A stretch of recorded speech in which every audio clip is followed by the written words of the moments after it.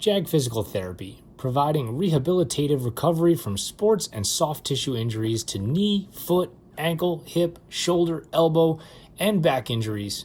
Schedule your appointment with JAG Physical Therapy today and meet their experienced team of physical therapists, occupational therapists, athletic trainers, and exercise physiologists invested in your full recovery. Get back the life you love at JAG Physical Therapy, the most awarded physical therapy provider in New Jersey, New York, and Pennsylvania. For more information or to make an appointment, just visit jagpt.com. That's jagpt.com. Lacrosse families, meet Orgo, the calendar app that actually thinks like a sports parent. Orgo syncs with team apps you already use and enriches schedules with real-world logistics. Every event shows travel times, early arrival buffers, carpool assignments, conflict alerts, and time-specific weather so you know what gear to pack. Get your athletes on it too. Orgo teaches time literacy, an executive skill for life. One subscription, whole family. Code LAX25 is 25% off. Just $44 locks in sanity for the whole year. Visit www.orgohq.com. That's www.orgohq.com. Sports build champions and leaders, but every champion has moments of struggle, pressure, anxiety, burnout, and those moments deserve real support. PAX Health is proud to sponsor the New Jersey Lacrosse Podcast because they believe mental health care should be available when you need it, as you need it. Therapy and psychiatric services for kids, teens, communities, and families. Telehealth and in-person appointments are available within 48 hours. PAX Health, people helping people. Visit pax.health. That's PAX.health.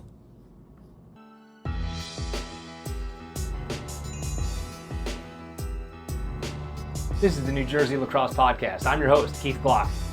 I'm Bill Farr. I'm Anthony Terranova. And this here is Gil Swenson. Welcome to the New Jersey Lacrosse Podcast.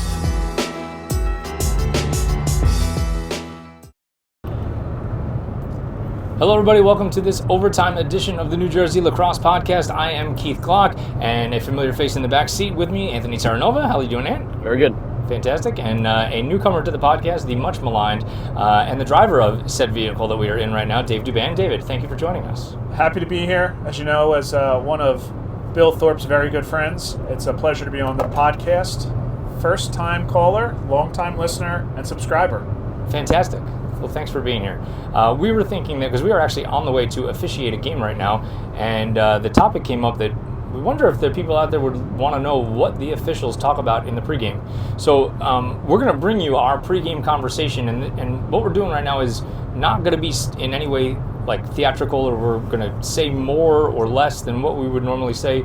This is just a pregame that officials go through pretty much before every game that they officiate, and we thought some people might find it interesting. So I'm going to go ahead and prompt Dave on a couple of these things. We did kind of go through the different responsibilities of the things that we like to talk about in the pregame, and each of us are going to have a chance to bring some of that to you. But in the interest of smart driving, I'm going to prompt David of the things that he's reminded to talk about. Dave, why don't you lead us off about the services that we can kind of provide to coaches, not only in the pregame but throughout the game. I'm actually going to throw you a little bit of a curveball, Keith. He's already off script. Already off script. Because I think there's a couple just smaller things that the folks should appreciate. The first is the coordination and getting all of us in the same spot, making sure everything's taken care of pregame. I don't think a lot of people put stake into that, how important that is, making sure people know where to go. We're on the way to a game. It's Anthony's first time going to this venue. So what to bring, how to get there, what's the right time to get there, all those sort of small things goes into the preparation of where you start to go and how to get ready for it, to be honest with you. Because if you can take the easy stuff out, and we'll get to your question directly, what are some of those easy things we can do? And that's making sure, in this case, we have the room to get changed into, we have the timing sheet, we communicated with the venue. We know today, for example, is senior day for both programs. Why that's important? It changes the entire schedule, when we need to be out on the field and the like. And so when we talk about some of those small courtesies we can give the coaches, one, when we go out today to certify the coaches, I want to understand and make sure they both are aware of the senior day festivities. I want to make sure they had enough time to get warmed up. These are small things that, we say, hey, the game's supposed to start at 2. Does it need to start exactly at 2, or is 2:02 going to be okay with us? Because somebody's last game where they've put a lot of time and effort into a program, they want to get one extra pitcher with mom and dad? Absolutely not. So that's before the game, but even during the game, what are those small things we can give coaches that don't cost us anything? Sometimes it's a polite answer. Hey, Dave, could you look for this? We think they're hitting pretty hard on the hands. Yes, coach, I'm going to look for that. We're looking about it. I'm going to make sure the crew's aware. Dave, I think somebody's leaning. Could you do me a favor and look for that? Absolutely. I think too often where it's such an easy answer to say, yes, coach, I'll look for this. Yes, let me get back to you. We can just be dismissive and say, no, coach, no, assistant coach. And honestly, one of the things that we've always talked about, Keith, in terms of things don't cost us anything, if assistant coaches are being very polite and they ask us a simple question, to me, sometimes giving them an answer back is the best ally I could possibly have. Yeah. So something small, you run by an assistant coach, hey, could you watch the back check? Absolutely, coach, we'll look for it. Because I'm going to use that same thing back. Hey, coach, could you do me a favor and get the players back a little bit? I know the head coach is in the middle of something. So those small things, as we talk about during the pregame, I think is really important to have a mutual respect for the coaches, the players, and the like. Because if we have that same mutual respect, I think there's a ton where we can start to do with that in terms of things that literally cost us nothing walking into it. I think the other thing that's really important is we get to these different pieces of the pregame, certifying the coaches, things of the like, having that single voice. I think it's also... What do you mean by that when you say single voice? So today I'm the referee on the game. So what I will do is I'll go out, certify the coaches, ask them how things are. I try to keep it a little light, but still very cordial, very direct, and I'm mindful of how much time I'm talking to the coaches as well. When I talk about single voice, what I don't think we need is to have 5, 6, 7, different conversations with the coach about different things that happened. Let's get in there.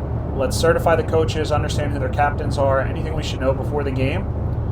And then if the coach has a rule interpretation question, leave it up to the discretion of the referee to engage the other parties. I'm going to translate that for everybody and say David is the referee and Anthony and I will shut up and not speak while he's certifying the coaches. Also, obviously, we're going to keep everything very positive with the coaches in the pregame. We're not going to get into an argument with any of those coaches. Dave, how about seeing something as we're out there that is not very specific to a situation, but like all of a sudden you see a player, try to hit a guy off the ball, or he's doing something that you're like, oh man, if that went one little different way in terms of a bad pick, or maybe a little too much contact inside, using dead ball time to address that with the player, so this way maybe we could avoid something later. I use it with the players, I use it with the coaches. I'm also very complimentary of the players. So let's take your example. Maybe it's maybe the ball's away and the stick check is just a second too late. Not 3 or 4, 1 or 2 seconds late. And if I can say to that player, I need that check to be a second or 2 earlier, and let him know that I saw it, I'm aware of what's going on, sometimes that goes a long way, or even saying that to an assistant coach. At the same time, you have the players go down, they're doing a face-off, and there's a question, and you want to come in and say, you guys went down perfectly. Thank you for doing that and listening to what we talked about in the pregame. I think sometimes those small things where you can talk to somebody off ball makes all the difference in trying to navigate the rest of the game. I think the other thing that is very important and critical as part of this is as we do talk to these different players on and off the field, the coaches, it's also just making sure that they're aware that you see what's happening, and also having the wherewithal to share with your partners on the field to say, hey, I just noticed number 13 did this. Guys, be mindful of this down the next time we're down this end of the field. Or, hey guys, I just spoke to 13 about this. Let's make sure we extend that same courtesy to the other side if things are like for like, because coaches will notice if we pass on something somewhat inconsequential down one end, and then we penalize the team on the other end for that. And additionally, that if you've already spoken to 13, but you didn't let me know that, and then I saw the same thing, then I talked to 13. How many talking tos do you get before, we might actually have to intervene? So just that communication during the game is paramount.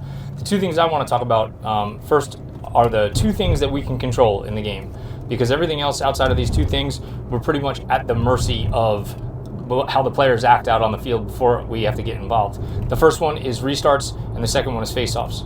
So restarts, we need to make sure that, if one of us has a bad restart, and when I say bad restart, I mean there's two players from the same team right next to each other. We have a player bringing the ball inbounds from a spot where he should not be bringing it inbounds, and the ball went out, in the alley, but a kid goes right behind the goal to pick it up. You want to send him back out to the alley in order to restart the ball, especially being mindful of, end of game clock, end of penalty time.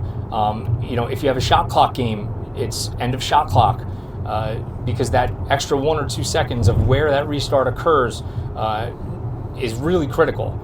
If you have a player actively waiting 5 yards from the end line to play defense, you're not going to give that player a running start from out of bounds. You're going to slow him down. You're going to dead ball officiate that, tell him to stop his feet when he gets in bounds. On the same token, if we have an on-field restart where we have, say, a ward or offside and the player puts the ball down, and you have a player who's running up to that ball, and as soon as he puts a stick on that ball, blow the whistle. Give him that benefit of the doubt. Even if he's running, that's fine. If the player fumbles the ball in that situation, just double tweet it, bring him back. Say, tried to give you the courtesy of the quick restart, but it didn't go well. We're starting right here. If any one of us has a bad restart for any reason, and they may not even know it, somebody else just shut it down. We don't want to create a hidden ball trick for the goalie or anything like that. We want to make sure that everybody knows where the ball is at all times. Other specialty restarts. Let's talk over and back, and let's talk the ball going out of bounds at the substitution area. Couple of things. If you're the trail and you are going back to straddle the midline and you end up calling over and back, we're making a rule today that if we call over and back as the trail, you are just calling it and then you are getting out of dodge and you're going to go become the lead because you are not going to restart the ball. So it's going to be up to either the single side or the new trail. If the ball is over and back between the coach's side wing line and the out of bounds line, the trail, you got to get on your horse to get up there and restart that ball. So this way you can avoid, a potential catastrophe coming out of the substitution area. And if you are the single side official in any other situation, as soon as that kid puts a stick on the ball and he's in the correct place, mind you, you can start that play. But if you call over and back and the ball now rolls 15 yards down the field, we're not going to let that kid pick the ball up 15 yards down the field. We're going to make him bring the ball back to where it was when we blew the whistle, which, as we know, 99 times out of 100 is usually right when the ball goes across the midline. We rarely play that on. The second specialty restart in the substitution area. So let's say we have an errant pass that goes out of bounds and the trail awards the ball the other direction. You're going to step back into the field. So Dave, if you're the trail and you call it out of bounds and we're going the other direction on the field, step back in the field. Let me know as the new trail coming up, because I'm going to restart it. Where did it go out? Did it go out of bounds on the defensive side or the offensive side? What yard line marker was it on? That does a couple of things. It lets me know where to restart the ball, and it also lets the teams know, well, why is Dave even talking to Keith unless Keith is going to be involved in the restart? Because that's typically a spot where they want a fast restart. We're ready, we're ready, we're ready. Well, we're not going to give them that fast restart right next to the substitution area because too many bad things can happen. We could have a player come out of the box and then we could have a personal foul right off of that. That's certainly not what we want. So let's make sure we have good communication there. And the only other thing I'll say about restarts is, and it kind of goes to our responsibilities as a crew. If I have a boundary line, such as a loose ball near an out of bounds line or near the midline, and I'm have over and back responsibilities, my head is down looking at the ball, whether the ball breaks the plane or not. Whoever is helping me there, even if you are 40 yards away, you have to be watching players, because typically we like to say when it comes to technical fouls like loose ball pushes, don't come fishing in my area, let me live and die with those, except for when I have another responsibility like a boundary line, an out of bounds, or an over and back line. So if that kid does get pushed and he falls into my frame and I have no idea how he got there, you need to have a whistle and you need to help me, even if it's from 40 yards away in that particular instance. That's something I would demand. Also, so one thing on the restarts too that I think we often take for granted that I always like to cover. One is that to the extent that there's a timeout, I think it's always really important, especially if you're not, or if you are playing Federation rules, that it's clear to the coaches, did they satisfy their 10 count? Are they starting on the defensive side of the field, the offensive side of the field, right? Because that's going to dictate what count we're restarting with, and often what offense they're coming out with. Yeah. I also like to do reminders if we have players in the box. How much time's left on that penalty? So when we talk about easy things that cost us nothing, the amount of effort it takes to say to a coach, Coach, you've not satisfied your 10 count, or Coach, you're going to restart on the defensive end of the field. To your point, Keith, didn't cost me anything. Everybody in America now knows where this restart's going to happen, and everybody's crystal clear coming out of the timeout as we ready the field. So small things on those restarts and being as communicative as possible cost us nothing, helped move things along, and took any ambiguity out of it. Agree. All right, let's talk face-off. Let's make sure that we give them clear instructions in the pregame, which obviously you're going to do. Fix them, get them where you want them. Say the word set while we're standing there. Let's make that consistent among the three of us.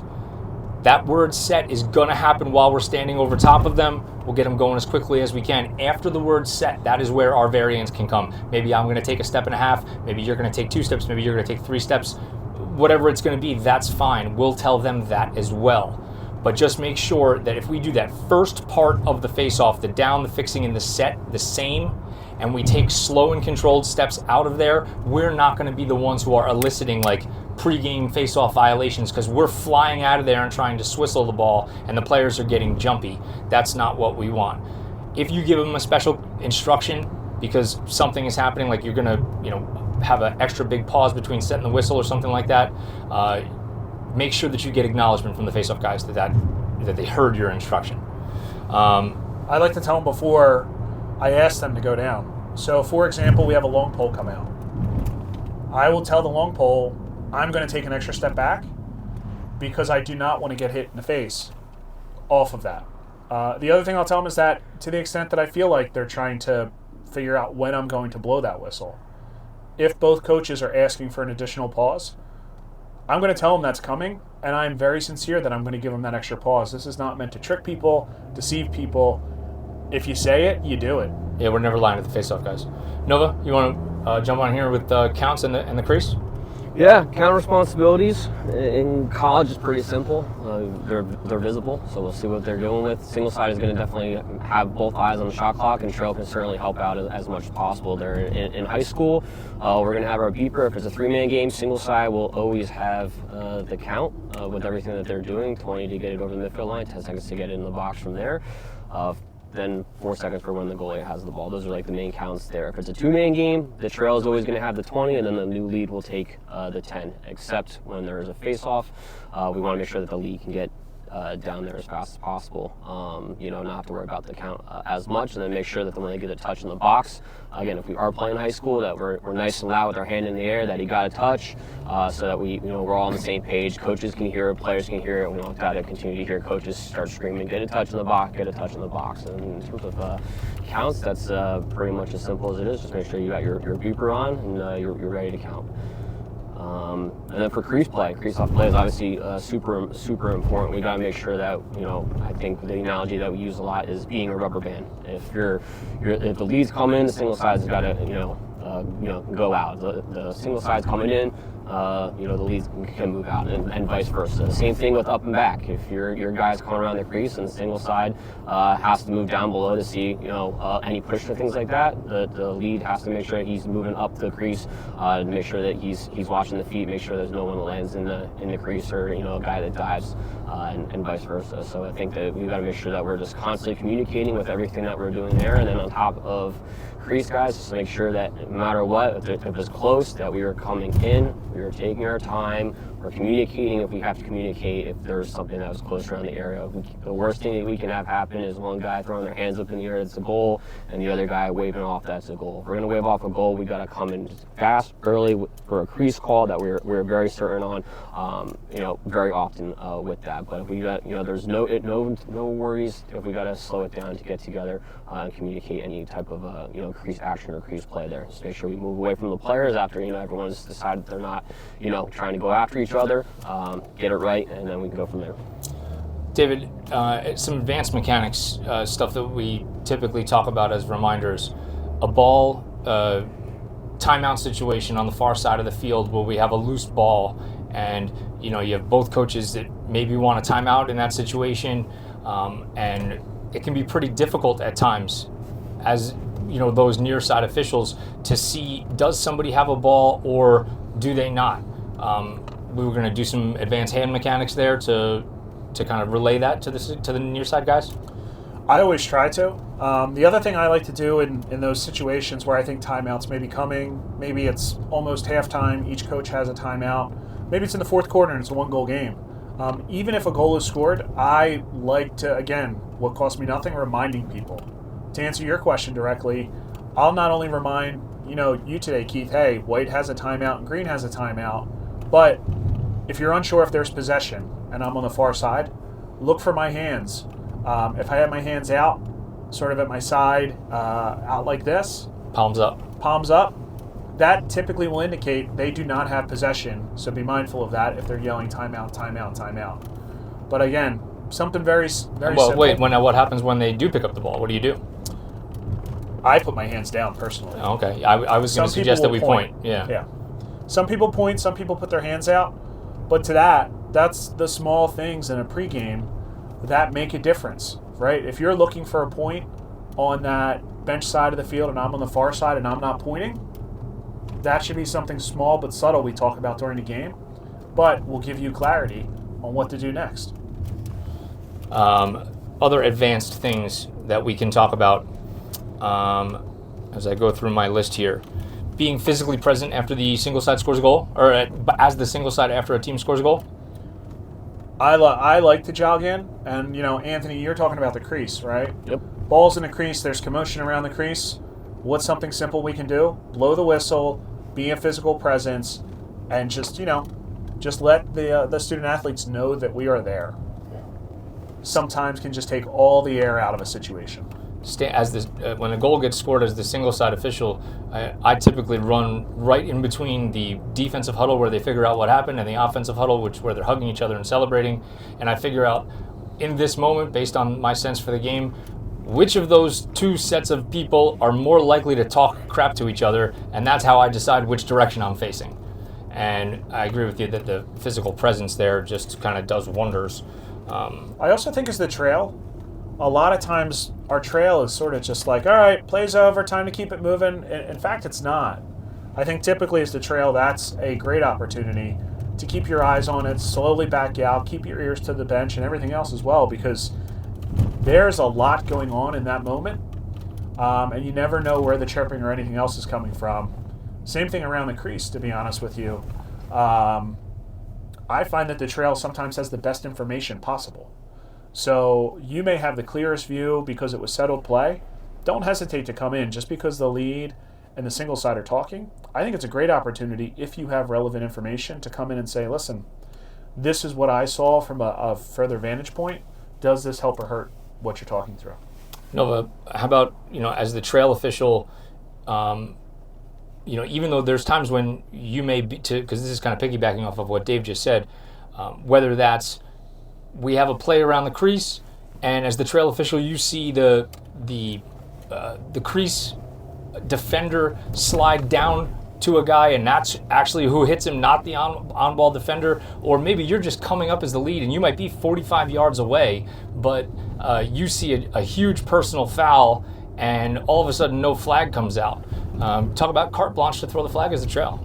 Yeah, I think you always have carte blanche with it, especially a big personal foul like that. If you see it, you got to be able to throw it. Again, we're all a team here, and things at times can be missed. There's a lot of different responsibilities that happen. If there's the lead and he's watching a shot, sometimes he's going to miss maybe a massive late hit right there, and the other guy's moving out of the way of a shot that's coming right at us. The single side is moving out of the way of a shot that's coming at him, and the trail has to have that responsibility as well. So it's a team, everything that we're doing. And if you see something and you know it's a penalty, you can't be afraid to throw the flag. I think that it's easy for us to pick flags up. It is very difficult for us to throw a late flag. So if you throw that flag as the trail from, the joke that I always make is I was in Vermont when I threw that flag. I was so far away. But it allows us to at least come together and talk about it because, like you said, somebody might have been distracted by something else right in front of them. There was multiple things going on. But for us to be able to come together and throw that flag late, that's just a much more difficult thing to do. But let's say you throw the flag from a million miles away, and then we get together and I say, Nova, I know exactly why you threw that flag, but I'm telling you right now, it just wasn't as bad as you thought it was. And if he's mad about it, I'll go talk to him. It'll be fine. Like, that's fine. We can pick it. We can pick that flag up. But I'd rather have it and pick it up than certainly than not. We talk about it all the time too. Just don't assume that the flag you have is the same one your partner has, right? Like, we see it a lot, especially players crossing over the midfield line. How many times as a single side do you have somebody off sides, but the trail coming up may have a slash? And you see, trail's got a flag. He's got the kid who just stepped over the line. He's off sides. In fact, that's not what that flag is for. So I know there's often the old saying, hey, do you really need 3 flags on a technical foul? I think sometimes it is way worse if you don't have any. Right. No doubt about it. Yep. And if we're going to have a high hit and we're going to lock somebody in, let's get a second opinion on it. And let's make sure that we are communicating. Are we going multiple minutes here? Are we going, is it indirect contact? We're going, a minute non-releasable, because I just think that's probably good practice, right? Even if you're the only person with a flag, ask if somebody else had a look at it. What else are you thinking, Dave? I also, now everybody conducts their pre-games a little differently. I personally like to spend, and again, everybody can do this the way they want to do it.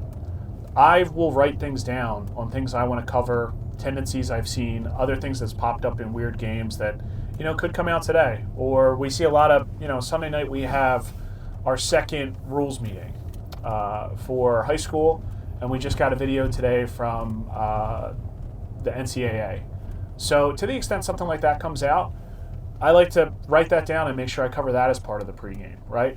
Who knows if you guys had a chance to watch that video that came out at 10 o'clock this morning, but making sure you're aware if there's a change in what we're doing. I think the other piece is also just understanding where your partners are at mentally coming into the game. What do I mean by that? Afternoon game, sometimes you're rushing to a 4:30 high school game.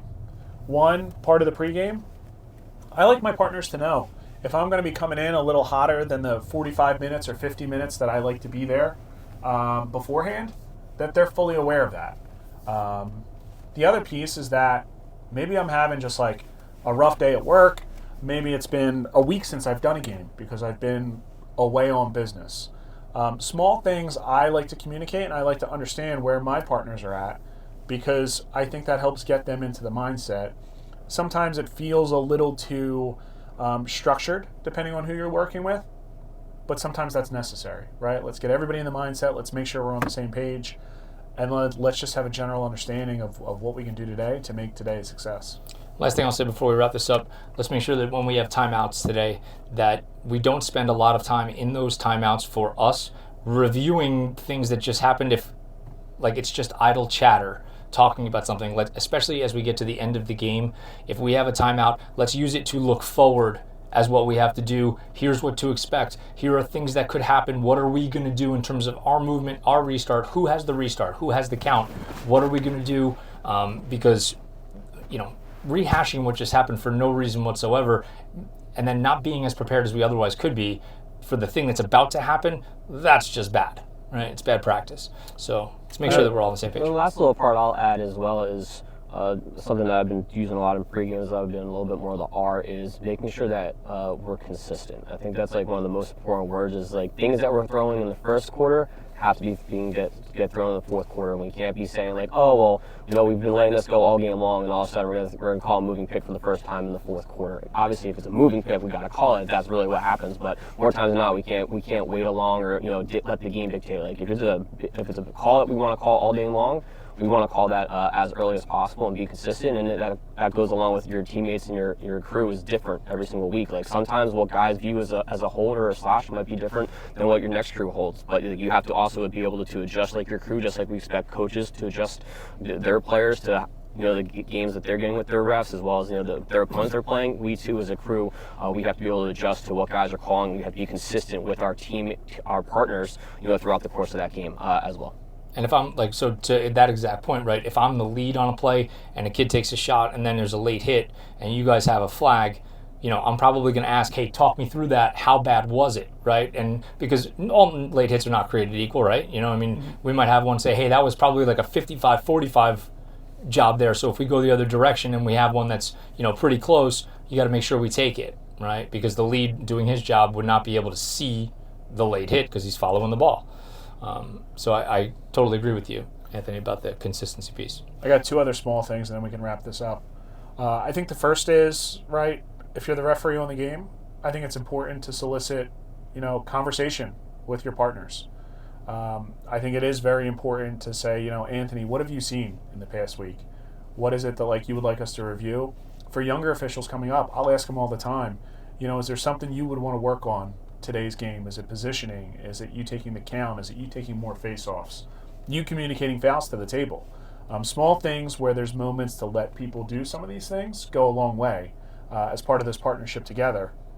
I think the other thing is that while I talk about everybody talking and sort of going through the different pieces of this, also you have to be very respectful of the referee, make sure they get through all of the salient points they want to get through as part of this pregame.